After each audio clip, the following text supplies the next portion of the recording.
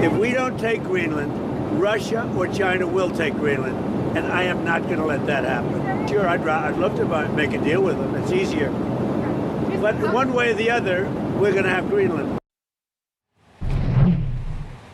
Bloomberg's chief Europe correspondent Oliver Crook joins me now for more. Ollie, is the point of this NATO presence to show Trump that Greenland is well defended, or is it to defend it against Donald Trump? Listen, I think it's a little bit of both, Lizzie. We should say that I think that a direct military confrontation between the United States and a NATO ally is still a very sort of remote possibility. But in order to build up that sort of troop presence in the Arctic and Greenland, this is part of the United States is sort of great concern about dominating the Western Hemisphere. They want to feel that they are in control from the top to the bottom, from Venezuela all the way up to Greenland, that they're in control in that segment of the Earth. So what the Europeans are trying to do is trying to assuage some of the fear that they have there. You heard there from the President of the United States, concerned that China or Russia could be involved in Greenland. And so as a consequence, the United States wants to take control. We understand now that NATO, and led by Germany and the United Kingdom, are going to pitch a joint Arctic mission in order to try to assuage some of those fears, in order to get some more troop presence in Greenland, in order to deal with some of the fears that the President of the United States has there up there. Now, we should say the German Foreign Minister will be in D.C. this week. I imagine this conversation will come up. We also have the German Finance Minister who will also be in D.C.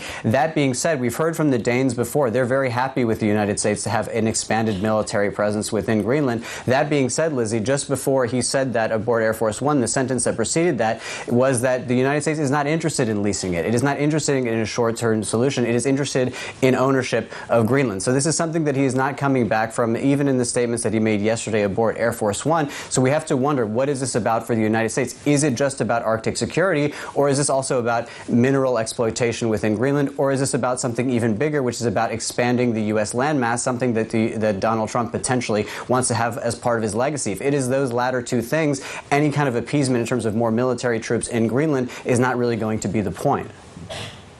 Yeah, our guest later in the hour says that this is about MABA, Make America Bigger Again, to your point about legacy. Yeah. Look, Ollie, if Trump says that the US will acquire Greenland, whatever it takes, what's the mood in Brussels and Europe on the receiving end of that? Has it changed since the threats have been ramped up?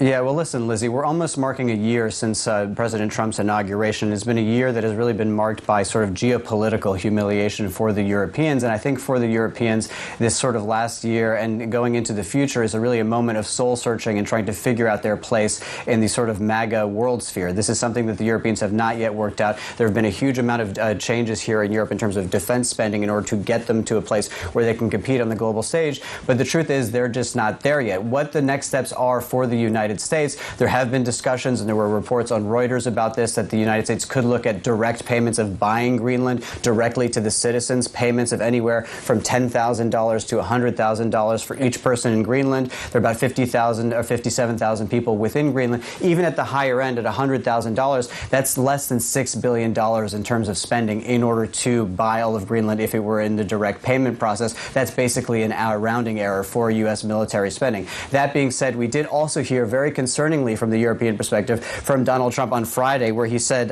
the following. He said, "I would like to make a deal the easy way, that is a deal to buy Greenland, but if we don't do it the easy way, we're going to do it the hard way." And you'll remember, Lizzie, that sounds familiar because that is exactly what he said about Venezuela at the end of November, and we know how that resolved itself about 6 weeks later.